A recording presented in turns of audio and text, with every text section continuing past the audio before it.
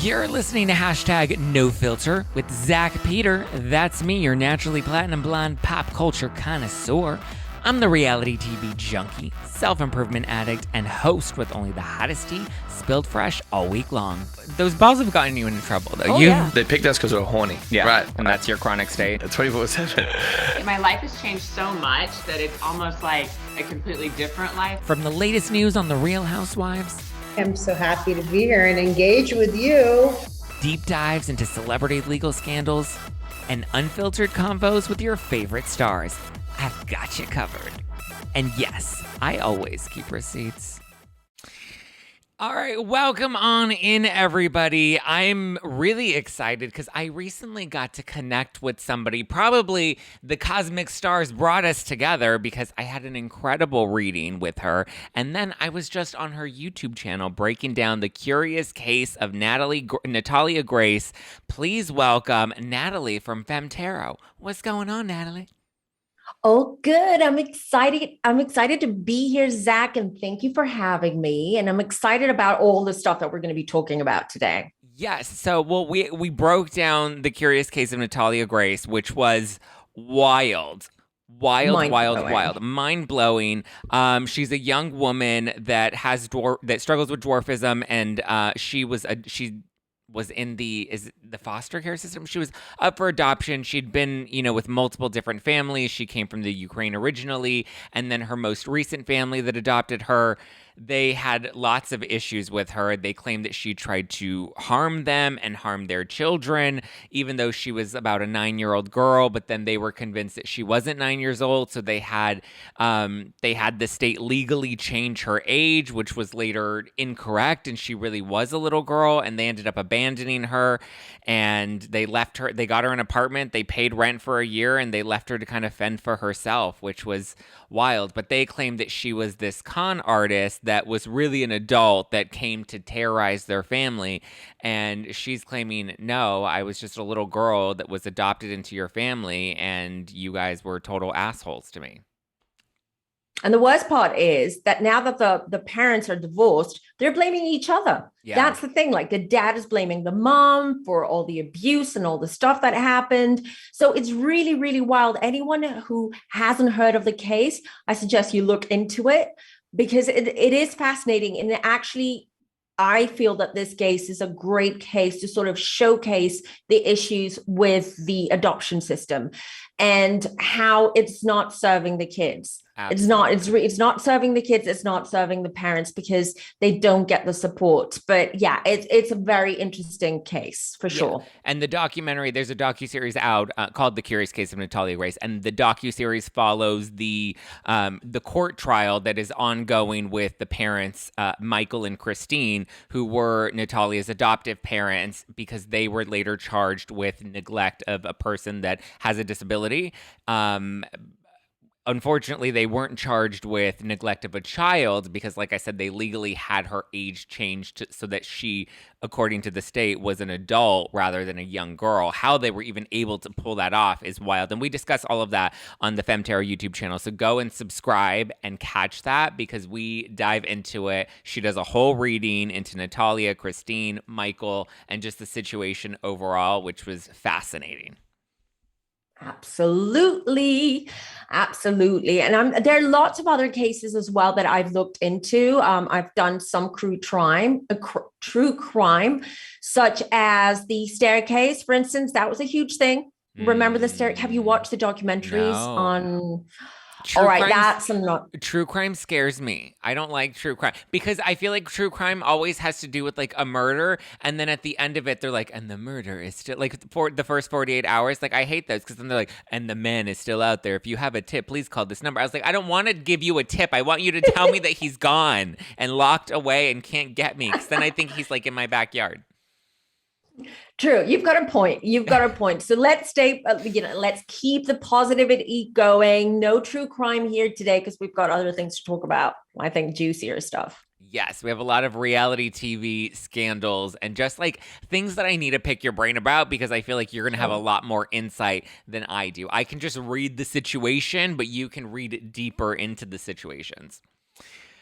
So we just wrapped last week the Vanderpump Rules reunion part 3 with Tom Sandoval, Raquel Leviss, Ariana Madix. I know you've covered this a bit on your own channel, but I'm curious what your read on the situation is now with where they're at, concluding from this reunion, going into the new season of Vanderpump Rules, because there's an 11th season that's now in the works. What do you see happening with Tom and Raquel moving forward?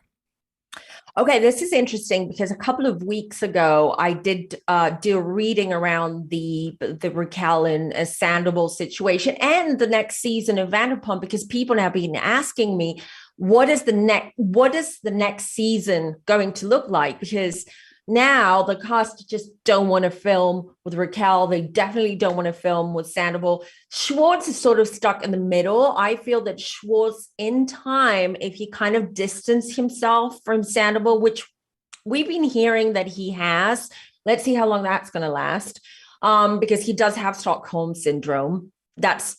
Schwartz definitely has Stockholm syndrome, and I feel Raquel does too. And it was proven at this last part of the reunion on this one-on-one that she had with Andy. And in my opinion, not with Andy, sorry, with the producer that interviewed her 6 days after the reunion. And that's the first time we see Raquel super vulnerable and crying and really feeling the pain. I felt the pain personally of Raquel. And what I could read through that was that there is regret. Okay, she's regretful, but I do feel that she's so emotionally attached to the idea of Sandoval, not Sandoval, the idea of Sandoval. And so, listen, it's complicated. Yeah.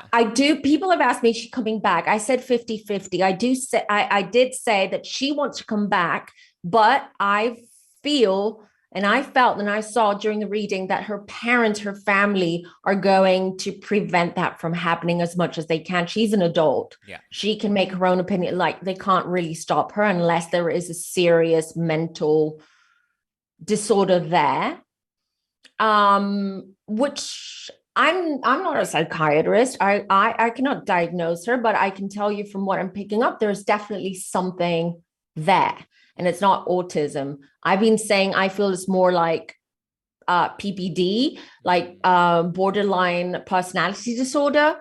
And the fact that she probably has a lot of PTSD from her childhood. I don't know a lot about her childhood, but I do know that she is adopted by her aunt, basically her mom's sister. So to answer your question, how I see it moving forward, I do see that this relationship, they never broke up, in my opinion. I remember they made a statement, or was it Raquel that made a statement after the first part of the reunion saying that, we've broken up? No, that was damage control, in my opinion. I do feel that they are still together, and they will continue to be together for a while.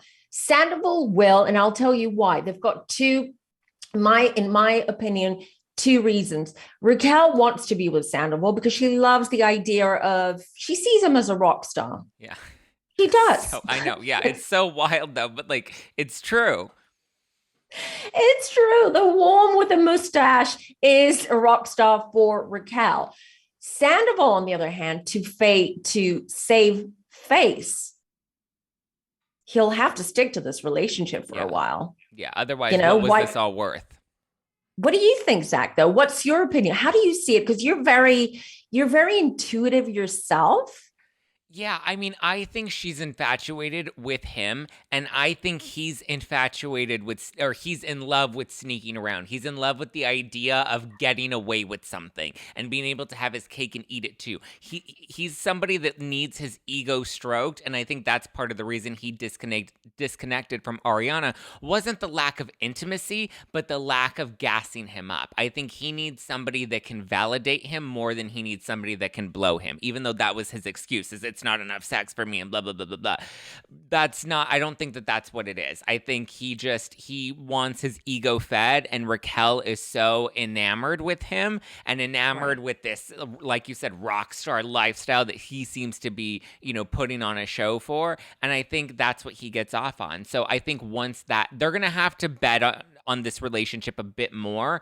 After that third part of the reunion, when we see her interview at the end, part of me did think maybe I can see her coming back and dumping Santa, because I also think she's very fame driven. And I think that's why she continues to put herself into these situations, because she didn't have to show up at the reunion. And she honestly came and she took it like a champ. They came at her hard, and she took it and then was laughing on her way out afterwards with Sandoval. So I think with her, I can see her going the opposite direction and breaking up with Sandoval in order to stay on the show, in order to stay in the good graces with the other girls on the show, and say, I can very easily see her going to Lala and be like, he manipulated me. I didn't know any better. I feel like shit, and I'm so sorry that I hurt Ariana.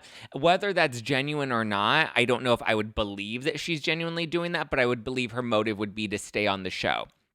So she's either going to stay with him and they're going to go all in because they're going to trauma bond together through this crazy wild experience, and they're just going to ride it out until they really realize they can't hold it together anymore because they were never really in love. Or she's going to flip the other way and she's going to turn on him and paint him out to be a villain and paint it out as like he was grooming her and manipulating her and he was the one convincing her to lie, which I get, but at the same time, I'm also like, but you're pushing 30, girl. Like, you are a grown adult. People told you this was wrong. You knew that this was wrong. You knew what you were doing. Like, at some point, you need to have accountability for yourself. So yeah, I can see her going one of two ways. Him, I can see coming back regardless. I don't know what that's going to look like for him necessarily, but I mean, this group has been through so many crazy, wild fractures in their friend group, and they've always continued to come back together. And I think that in some way, shape, or form, they will. I agree. And when you said that, I feel that Raquel's going to come back more so to redeem herself in a sense. Yeah. But here's the thing. As a beauty queen, she can't live with knowing that her reputation was salvaged in that way. Right. Exactly. And you know what? She said that. I don't know if you noticed, but she said, well, I don't have anyone else. She said that during that interview. She said, well, in this group, I don't have anyone else. I only have Sandoval. And this is why I initially, got close with Sandoval. It was because he was so open and so good to me. Lala wasn't, Sheena wasn't, it was just Ariana and Sandoval pretty much that opened up their arms and just welcomed her in. And then, James has a new relationship now. So I agree. I think this is the direction. I feel that she will come back. It will only find out at the last minute. That's what I read. That's what I saw through the cards, that this will be announced or decided last minute. Now we'll see, because then we have Jax and Brittany coming back. I don't know how that's going to look like. What do you think? I hear that there's a spinoff that they're bringing with some of the former cast members that they're building together. Do you have any read on that? Can you touch into any of that? I'm hearing that Jax and Brittany probably not coming back to. So I don't know if Vanderpump Rules is going to move forward in the way that we think it's going to move forward. There is an 11th season that I think that they're working on, but I believe there's a spinoff that involves some of the former cast members, probably Jax, Brittany, and Kristen. Maybe some of the current cast members switching on over to the other show. I don't envision Stassi coming back. That was my question. Do you think Stassi's coming back? No. I don't envision her coming back. I think she's moved. So I had her on the show a few weeks ago, and I just think she's so far moved on from this chapter of her life that she doesn't want to go back. She doesn't organically talk to I guess a few of them. She talks to Katie, she talks to Lala. But I don't think she really likes Sheena all that much. I don't think she likes Jax and Brittany all that much. I don't think she's that well connected with Kristen to want to go back into that environment of that group of people. I think her life is just different. Whereas Jax and Brittany want it. And I feel like if Jax and Brittany return, it's going to really affect their relationship. I think they're better off reality television than they are on reality television, because I feel like it's going to be bad for their relationship.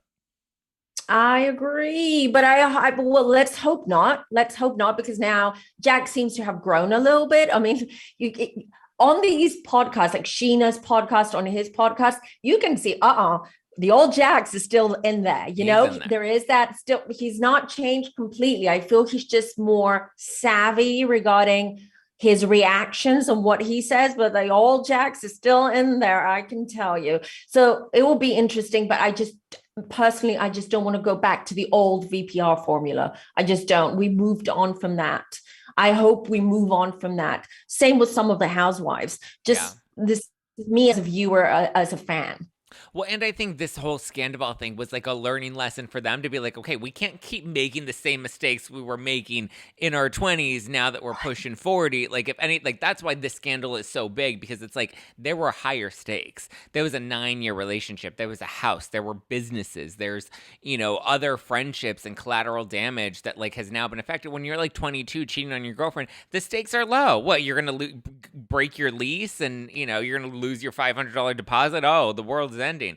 But like, you know, now there are much higher stakes, and you know, I think can I tell you something, and it's probably going to be an unpopular opinion, but because I know Ariana is up here right now and everyone's that, but here's a few things that I picked up as a viewer and as an intuitive, right, watching the reunion parts. And things that I picked up that Ariana was saying through the screaming match during that. I mean, it got a little bit ugly and aggressive at some point, but especially James. Sit down, James. I know. Right. I mean, that was a little bit too much, in my opinion. But here's the thing. I personally feel that two things. I don't feel that Ariana and Raquel were besties. They were friends. They hanged out a lot. Probably Sandoval helped bring them together because it was convenient. Yeah. He could have the girlfriend and the mistress the same time, meaning spend time with them and hang out with them. One, I do feel that maybe that was put out more for the shock value of the cheating. Yeah. You know, where everyone said, but she was your best friend. And how could you? Number two, aside from that, I don't know if you picked it up, and Zach, you pick stuff up a lot. I feel like your antenna. It's just, I picked up that Ariana, if it was some random girl or some girl she knew, like an acquaintance or someone she knew, I don't feel that would have been a deal breaker. I kind of pick up, I'm probably going to get, you know, lynched for this, but you guys, we're all entitled to opinion, and no one is saint. We all have faults. Okay. I do feel that she would have forgiven, and which is probably why she forgave Tom in the past. Yeah. When you are struggling with your body and the way you see your body and self-esteem issues that we know that Ariana, she's been vocal and open about it for years regarding her body, which I feel this is what's causing this sort of, you know, like just not her being that sexual or wanting to be intimate with her boyfriend. I feel that in some way she's like, okay, I'll forgive him because he's a guy, he might need it once in a while. I'm not giving it to him as often or not. So maybe he'll just lay off me. He'll just leave me alone if once in a while, you know, he does it and then he comes back. My opinion, and some couples do have this agreement. It's not an open relationship. That's not an open relationship. In my opinion, it's just like, we've got issues. I'm okay with you, like once in a blue moon to sort of like stray, but you always come back to me. I agree with both of those things. I think the level of friendship that she had, I think she was good friends with Raquel, but I don't think that they were really best friends. I think that really just built upon the narrative that was being spun in the media, is that they were best friends, because you can tell she had other friends that she was closer to. I think even Sheena was a closer friend, but Raquel was around a lot and they had to film the show. So I think there was a real friendship there. But I think Raquel really started to gravitate more towards Sandoval, and she probably was just hanging out with Ariana by proxy just because she was trying to get closer to Sandoval and trying to be around him more, and that's where her friendship with Ariana really started to build. And then the second point that you made, what was the second point? about Ariana, about the cheating. Oh, the cheating. Yes. Yeah. Yep, because I mean, look at she rode for him and excused the whole Miami girl situation. So I think you're right. I think there are deep insecurities within herself that I mean, and she says it in that finale that they filmed afterwards, where she's like, "I would have changed everything about me that you weren't happy with. I would have gone to the end of the world for you." And I believed that. You know, I think she puts on this image of like, I'm not going to change for a man and I am who I am. And I think that there is that grit and there is that toughness in her. But I do really believe that she was so in love with him that she would have changed anything about herself to keep him satisfied. And she knew that, and I think there was a fear that she wasn't able to fully satisfy him. And people that have those insecurities and those body image issues, I mean, that's why she wore her shirt during bed, even though he was so disgusted by her wearing her shirt during sex. I feel like it was because there was just this, you know, she wore the shirt so that she didn't feel seen naked because she didn't want to be vulnerable because she was probably struggling to connect with him in that moment, you know? And not just that, sometimes in the heat of the moment, you'll just won't take your t-shirt off. You know, some guys don't take their socks off. I hate it. I hate that. No, I make them take their socks off. I'm like, do you want to take your... No, that's a rule. But when you're in the heat of the moment, you're like, okay, let's get that's to a rule. it. Yeah, no, I get what you're saying though. Yeah. But it is a rule. You cannot come into my bed without taking your socks off. I agree. No socks so in bed. Weird. It's so weird. But yeah, what do you see for Ariana moving forward? Well, I mean, listen, everything's Ariana right now. She's getting her coin. Good for her because she needs to afford to move out. Yeah. She needs to move out. And I have seen her. She's going to be moving out, not Tom Sandoval. Now, I don't know how Tom is going to be able to afford the house on his own. I'm just saying, because he's not getting any sponsors, right? Ariana's getting everything. How I see Ariana moving forward, that's a good question. And let me just throw some cards because I haven't done a reading on Ariana recently, specifically on Ariana's future. So that's going to be, but a couple of months ago when Scandal broke out and I did read Ariana, I did see that she's going to do great. She's going to thrive through this. She's a smart girl. So she's going to make things happen for her. But I'm just going to pull a couple of cards since we're just looking into this. What can you tell me about Ariana? Future of Ariana.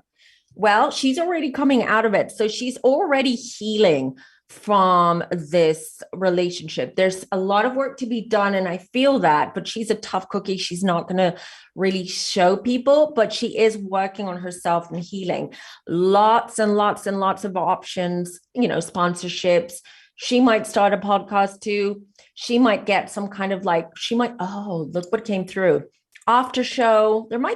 This is going to be a huge trend right now. After shows, for reality shows. Trust you, believe you me, that's coming. So they might next season have sort of like an after show where some of the casts are going to be talking about what happened during the episode, you know, or sort of behind the scenes or their perspective. So, but I see she's going to be busy, but at some point things are going to die down for Ariana. You know, things are going to die down for her and she's not going to be the woman of the hour anymore. People are going to move on because other scandals are going to break out and other stuff are going to break out because that's how the world turns. But I still feel that Ariana, her business, I'm worried a little bit about their business, their sandwich shop. Okay. I feel that she's tied up a lot of money and assets and savings in that business. I'm not sure if do you know if they have investors? Do they have anyone investing or is it just the two of them? They were trying to get investors and I don't know if that ever came to fruition, but I know that was something that they were in pursuit of. Because I'm a little bit worried about the sandwich shop. I feel that in the beginning, there's going to be a huge hype because people will want to support Ariana and Katie. And of course, everyone's curious. Everyone's going to definitely, you know, do the whole Instagram and TikTok stuff in the sandwich shop. But I'm a little bit worried about her money and her business venture in the future. I'm just going to pull another card. Yeah, but I do see not this year, but I do see sort of towards the end of next year and a year from now, I do see that Ariana will start. We'll see her in a very different role, or she's gonna work on something else, not VPR on her own. You see so her that's gonna be moving on. interesting. Okay, interesting. Yeah, but it's the business aspect of things and the financial aspect of things that worries me a little bit at this point. Yeah, because there's so much hype around it now, but it's like when something rises, it's always going to have to come back down at some point. It will, because people will move on. You know how people's attention span and how people's focus is like a goldfish. We're all, because there's so much information and we have social media and we've got these, 2-minute, 1-minute videos, and we get bored and we swipe up. It's how our brains work now. So people are just going to move on to the next best thing or the next thing that fascinates them. Yeah. That's how the world works. So I hope she she's got a good business advisor and she's got people around her to advise her in a way where she can safeguard her money or her investment, which is her business right now.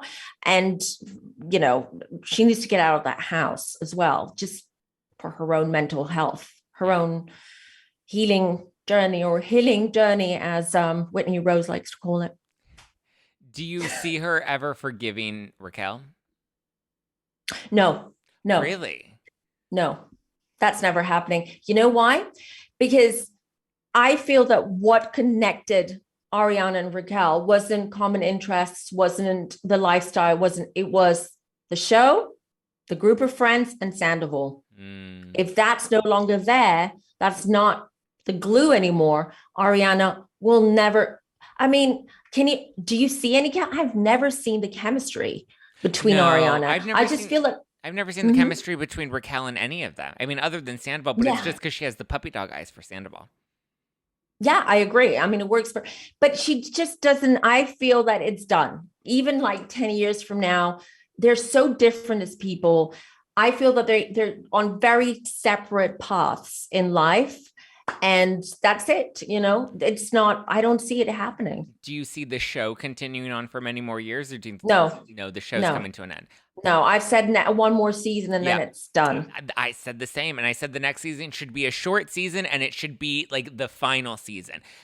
I agree. They need to end it on a high. And I feel like this next season is the perfect way to end it. Now they have the new Vanderpump Villa show that's going to be coming out. Now that there's this rumor of this new Vanderpump Rules spinoff that's coming with the other cast members, I think they'll probably film this final season, season 11, and then use that to transition off onto the next show. And I think they're hoping that this Vanderpump Villa show will pick up steam, but I don't think it will. I don't either. It's going to be like a Vanderpump Dogs thing, And that didn't go anywhere. Yeah, that didn't go anywhere. People want something fresh. We want fresh, like as viewers, not as commentators, but as viewers, we want something fresh. And look at the Housewives already. OC started again, and people were like, it was lackluster. People were like, there wasn't enough drama. And then you have a lot of drama in New Jersey, and people are like, enough for the drama. Yeah. Make it make sense, Yeah. What do you see happening with this New York reboot that they're trying to launch? Do you think that there's any legs there? Yes and no. I think it might pick up slow. It might sort of pick up momentum slowly because you've got the RHONY, you've got like a real real fans of RHONY, who they want, Dorinda back. They want Luann. They want Tinsley. Tinsley or Tinsey? Tinsley, yeah, Tinsley. I forgot her name already. So who want that? So I feel that you've got these hardcore old, sort of like the OG fans that will go in watching the new New York show. They'll be quite skeptical with that. I'm sure they're going to nitpick everything because that's what viewers do at the beginning when a new show starts or a new season. I don't know. I want to say that that's not going to last more than 2 or 3 seasons, and I'm being generous. Yeah. I just feel like overall as an audience, we're fatigued with what we've seen so far. And I don't know what that next sort of reality television, direction is going to be, or unscripted. I mean, I feel like people are subscribing more to like documentaries and stuff, but I just feel like what we loved about Housewives culture is now just starting to fade. Even though it's becoming more mainstream, I feel like it maybe has a good 2 years now that it's reached its kind of like mainstream peak, and Bravo needs to do something with those 2 years. Otherwise, the network's going to really start to circle the drain. That's what I've said. I said that months ago, that I said the Bravo scene is changing. The Housewives scene is changing. Some Housewives in a couple of years from now, some of the franchises will no longer be. So, I feel that some of them will get eventually canceled. I mean, Salt Lake is one of them. Sorry, but I do feel that that's going to get canceled soon. And it has nothing to do with Jen Shah or Mary. Salt Lake and Dubai, I feel like aren't, and they're the two newest ones, and I think it's because we as an audience are invested in the veterans, the OGs, because we've followed them on their journeys for so long. I don't want to see a New York reboot with 7 new women that I have to get to know and emotionally invest with, right? I like the old broads that I got to know and love for the good and the bad, the highs and the lows. And we've been on this journey with them since the beginning, that getting to emotionally invest in 7, 5, 6 new women, on 3 new shows, Salt Lake, Dubai, New York, like it's not there, Yeah, I agree. And I feel that Dubai, I have to admit, I only watched a couple of episodes of Dubai. I couldn't get into it. I couldn't see the chemistry between the women. It felt forced. Even the fights kind of felt forced. I don't know. It's just, there is no connection there. Hopefully season 2 will be better, but I don't see it. I just don't. No, I'm sorry. I just don't. They had their chance with season 1 and they blew it. That like, they're just wasting their budget on continuing to produce it. I agree. So we'll see. We'll see with Dubai and Salt Lake. But is there a new, Zach, I heard that there is a new franchise that they're filming right now. I don't remember where though. Somewhere outside Boston or Chicago. Am I wrong? I've heard rumblings of it. But there've always kind of been rumblings. There was like Nashville and New Orleans. Nashville. Yeah. And so there have been I think they probably tried to test them and taped pilots hoping to greenlight them. But I don't know if any of them has fully been picked up and is moving forward. But like the castings go out all the time. They film all of the time. And then, the network ultimately decides whether or not they want to move forward with the show. But as of right now, I don't think they need to add any more. I think we have enough right now. And the franchises we have on right now are struggling. Well, I've got a little bit of a tease. So I know personally one of the housewives from DC. Oh, okay. Yeah. So they're trying to make that happen. Just saying. To reboot it? Slightly different though. It's not going to be called DC. It's not going to be called the Housewives of Washington DC. It's going to be a little bit outside. So it could be Maine. It could be, but there are some discussions, talks, and possibly they haven't started filming. I'm just saying they're still talking about it. They're still discussing. So that's interesting. Okay. That's interesting. Yeah. Yeah. Cause she told me and I believe her, but so we'll see. So we might, if we start seeing more of these, ex DC housewives popping up at podcasts and interviews, we know why. All right. What about the upcoming season of Beverly Hills? Do you have any predictions for that? Good question. I haven't even thought of it, and I haven't even looked into it. Is this Erika Jayne's redemption season? Yeah, I think Erika Jayne is going to come across much nicer this season. Again, people have moved on because there have been other stuff going on. So the focus is not going to be on Erika Jayne. And plus, she hasn't been found guilty of anything. So she hasn't been charged with anything. She hasn't been charged with anything, regardless what has been going around. And whether she is guilty by proxy, that could be, but there are no charges. So yeah, it might be a redemption, but I don't feel that this is going to be, and it has nothing to do with Rinna leaving the show. I just don't think it's going to have the same appeal or the same energy into Beverly Hills. Beverly Hills, to me, it is the epitome of a housewives. It is, the most expensively produced housewife, I'm going to say. But at the same time, it's so heavily, like, the women themselves take on the role of producer, especially the OGs. And it is so heavily produced now that it doesn't seem organic, in my opinion. So I hope I'm wrong, but I don't have massive expectations. Kathy's not coming back. Rena's not coming back. Not that I love Rena, but Rena brought something. Yeah. I mean, it got dark last season, but she does always bring it. She knows how to stir the pot. She's the bone carrier. So at the end of the day, I don't know. We'll see. We'll see. I don't have high hopes. What do you think? How do you feel about it? I don't have high hopes either. I just don't know how organically connected the women are. I feel like the issue is, like you said, there's a lot of self-producing. I think Dorit self-produces herself way too much now. I think Kyle self-produces herself way too much now.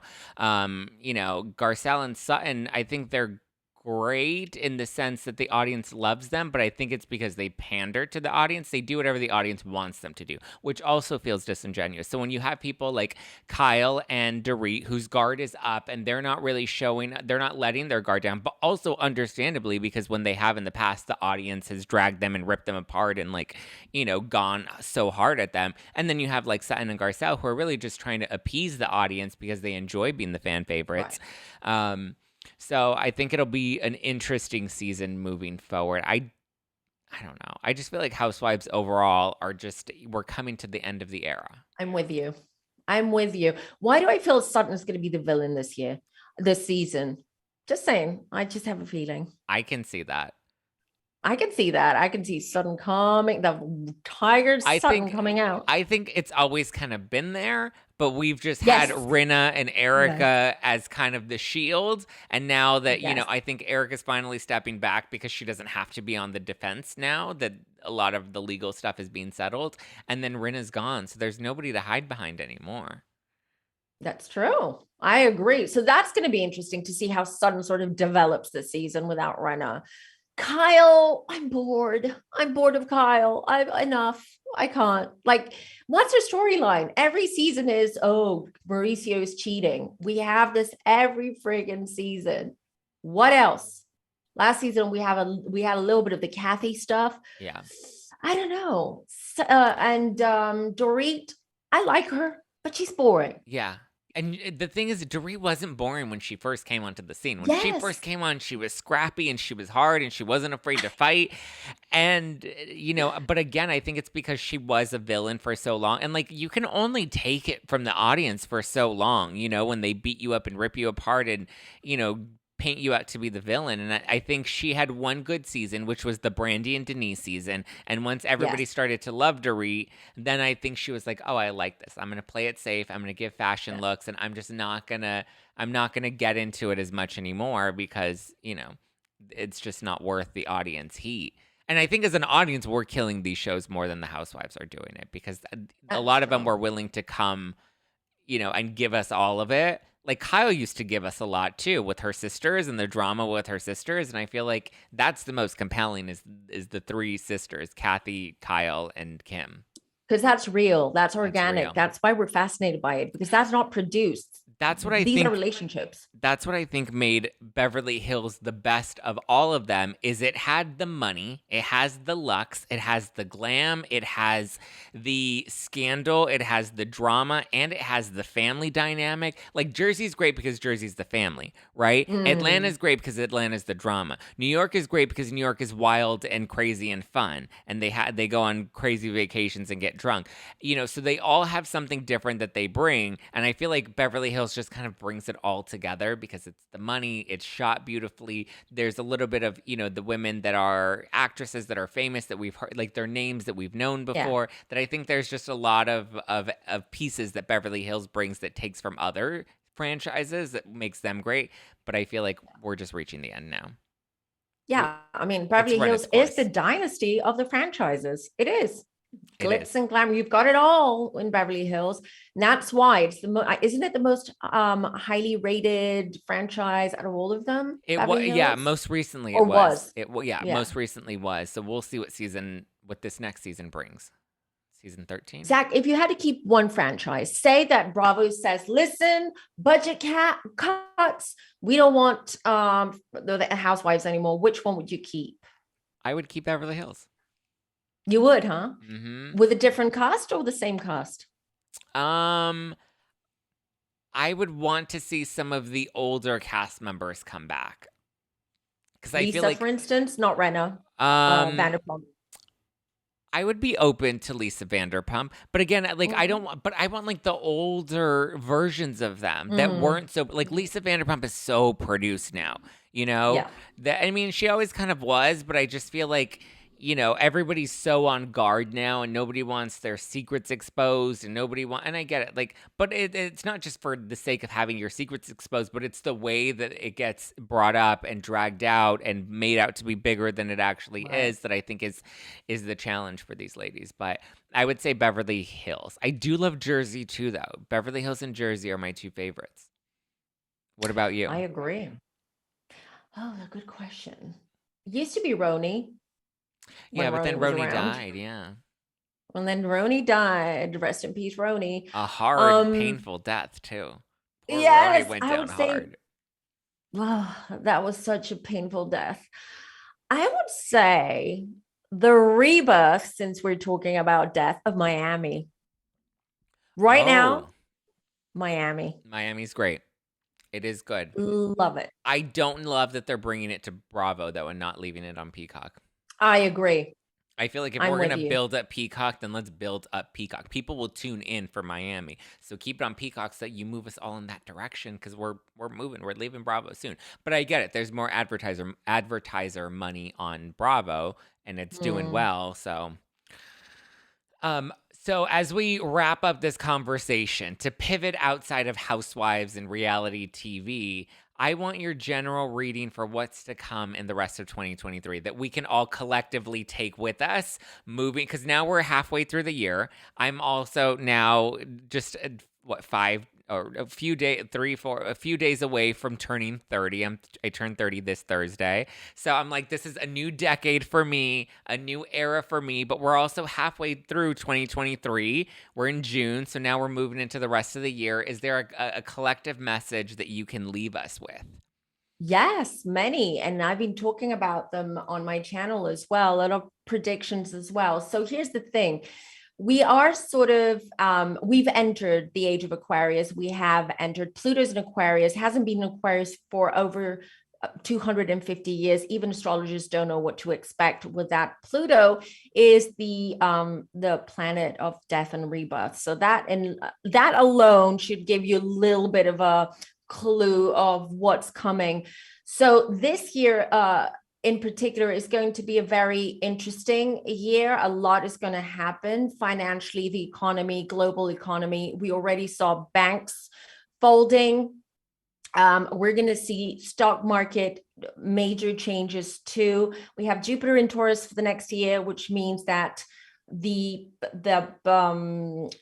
generally the stock market and the global economy is going to change a lot. So we're going to start seeing more banks folding. This is not to panic people. This is actually sort of, when like a birth is super painful. I've had 2 kids and I birthed them naturally. And I can tell you it's the most painful experience. But at the same time, once the baby's out and you hold that baby in your arms, your life has changed completely. You forget about the pain, you forget about what you've been through, because now you see the hope, you see the light, you see the love. This is exactly what's happening collectively. So 2023 is going to be the year where we're going through this birth. Okay. We're in the birthing canal. So it does feel, a lot of people, because I do private readings, so a lot of people, I can tell you when I read them, they also go through major changes and transitions when it comes to careers. A lot of people want to change career. They don't want to have the 9 to 5. They don't want to work for big companies, conglomerates that take advantage of them, that they have to work. They're in a rat race. A lot of people are like, I want to be able to make some money, but I want to simplify my life. This is what is entering the age of Aquarius means. It means that now it's going to be more community based. So this year, everything that we knew is going to be toned down. As I said, institutions, governments, everything. Why? Because we are entering into a era where it's going to be very much community based. We're going to a lot of nomadic behavior. People are moving and will continue to move, whether it is back home or whether it is to a location that they feel a connection to, and they want to build something new. Life is going to become a lot more simplified. It's come to this point. We as human beings, we have everything right now. We have AI. Everything is developing so quickly. We have AI. People are worried about what AI means. We've entered the age of Aquarius. That was so predictable to happen, that AI is going to become so huge and technology is going to take over. Did you see the new vision thingies of Apple now? So that's the future. That's the future. So humans because that's our nature, because we're made of energy. We emit energy. We vibrate on certain frequencies. This is how we connect. This is what chemistry means. This is when you meet someone, the chemistry that you feel is not necessarily sexual. It is the energy, it's the vibration. It means that your vibration with someone else is meeting on the same level, on the same frequency. So people as human beings, because we are energy beings, we're like batteries pretty much, right? So we will want to have that connection, because we're losing this connection because of technology, because of the way our lives are. We're all so busy and we're all so stressed out, make money, pay my bills, do this, do that, right? So this community-based society that we're going to be living in is going to be about helping each other. It's about helping the collective. It's going to be, let's come together and let's see how. For instance, I love animals. I do a lot of volunteer work here. I live in Greece right now. I moved here 2 years ago. I do a lot of volunteer work because there is a huge problem. I love horses. I grew up with horses. I always owned horses, etc. So for instance, as an example, I would be someone in this community-based society where I'm like, I'm going to take care of the stray animals, or I'm the one. So I'll offer this service, and someone else who likes to grow tomatoes or has hands or is good at, I don't know, like graphic design, whatever, it's going to be like a trade of services. It's going to be, this is where it's coming. We're going to become a lot more grounded. Okay, we're going to ground as a society, and we're going to start purging, whether it is the governments that we elected.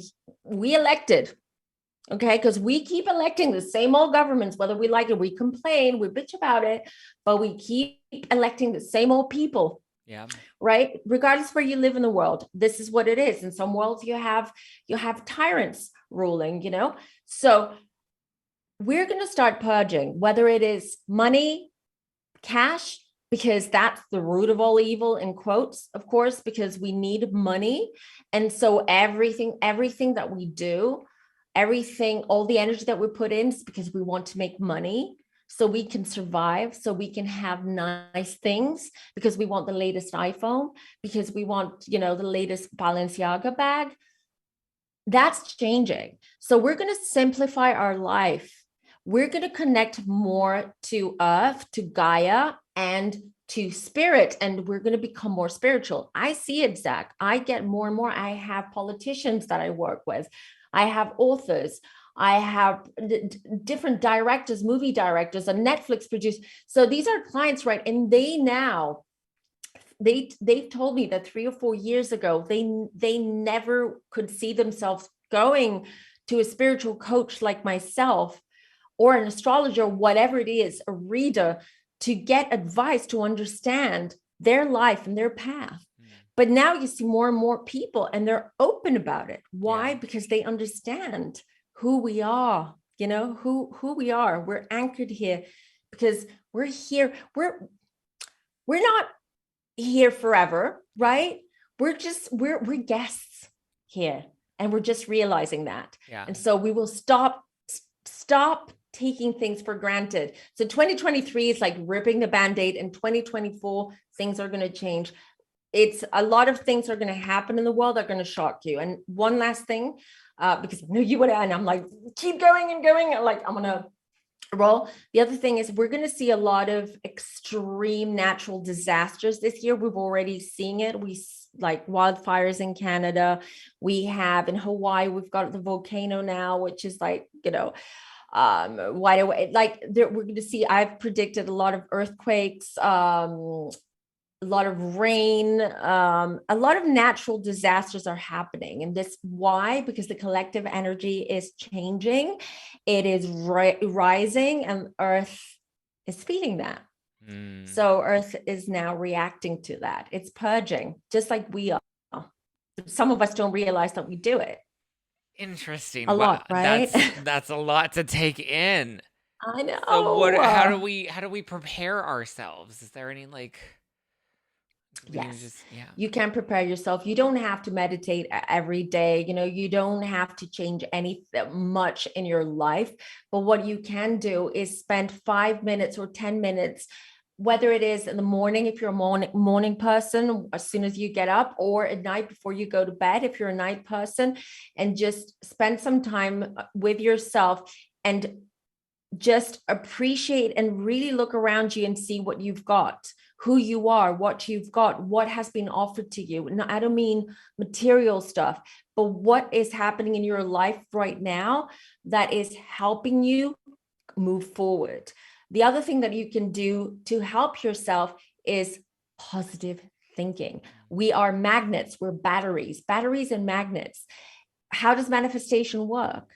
Manifestation works because what you do is you manipulate the energy that you emit in order to throw out that magnet and attract the thing that you want to manifest. You're never going to do that if you're negative. If you don't believe that you're going to be successful, you're going to you're going to earn 100K or 200K a year.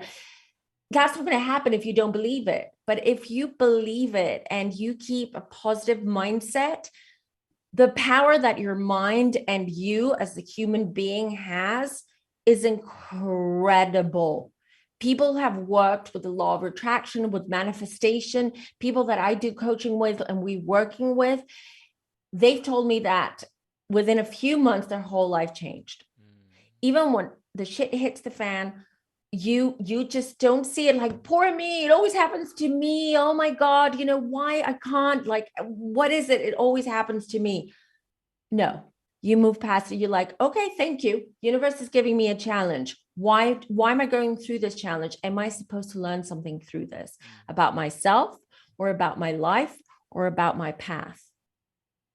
You think of it that way and you'll move past it very, very fast. And then you'll be able to start manifesting, attracting. It sounds easy. I know it sounds easier, but it's all mindset. It's just changing your mindset and being aware of your thoughts. Your thoughts have a lot of power, That's why, for instance, I tell my kids, we're not allowed to say the word I hate. Never say I hate. I never say I hate. That's such a negative and bad word. You hate. How can you hate something if you, let's say I hate boiled eggs. Do you hate them that much? Do you really hate boiled eggs? Or is it that I'd rather not eat boiled eggs because I prefer omelet, or I preferred scrambled eggs, or I preferred poached eggs? That's the way of thinking. I'm giving you a very simple example, but it's the same. I hate my ex-boyfriend. No, let him be. You were with him though. You hate him now, but you spent all that time with him. Yeah. So obviously, when you got together with that person, it means that you two were attracted to each other. Yeah. You had something to share. And now you hate him? No, never say that. Yeah. That's negative energy that you're putting out. Appreciate the good times that you had together and appreciate that now you're free, that now he has set you free. Now you have an opportunity to explore whatever is next, to find the next great love of your life. Exactly. Absolutely. Like you, Zach, you're going to find the next or the love of your life. I can't wait. Oh boy. Can you imagine it happens right around your 30th birthday? Just saying. I mean, I don't know about that. Well, listen, I don't know.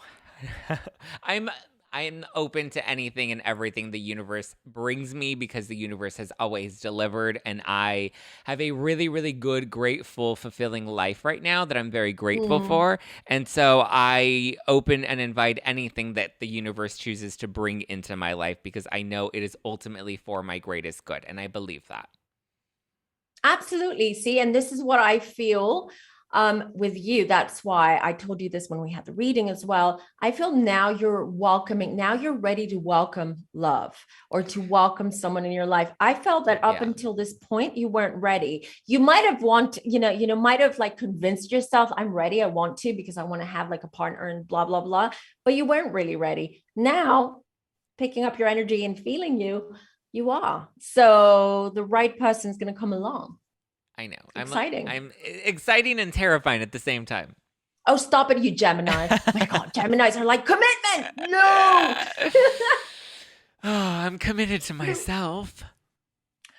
And especially if you've got Taurus rising, because you said you might have I think it's Taurus, rising. yeah.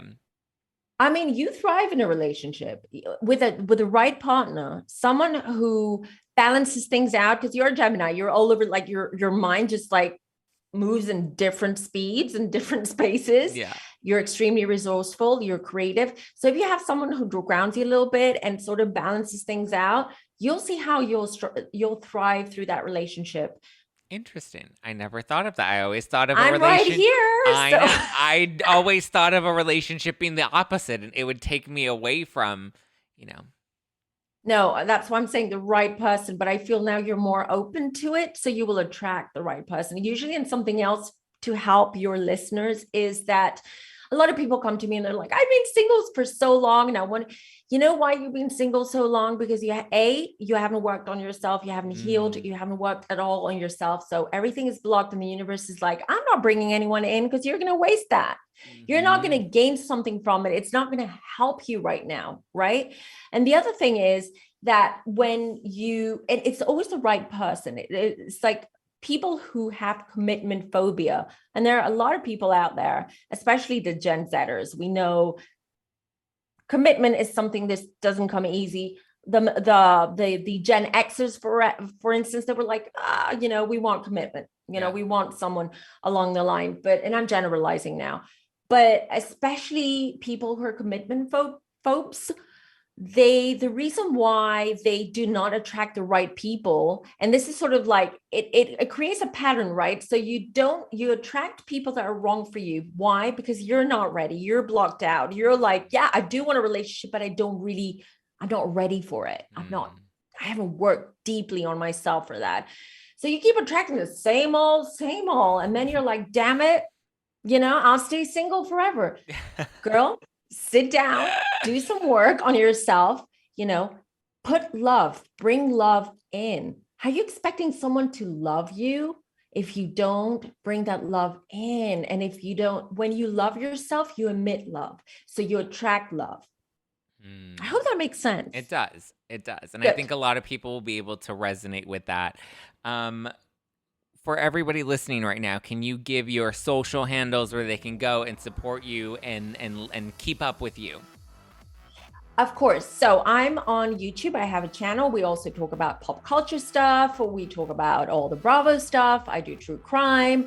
I do lightning readings for free for my listeners and members, so they can call in, ask me a question, etc. I'm on Instagram and TikTok as Femme Tarot. My handle is Femme Tarot all over. So you can find me on Instagram, TikTok, YouTube. And then if you want to book a private reading with me, you just head on over to my website, www.femtarot.com, and just use the booking form there, and I'll get back to you within 24 hours.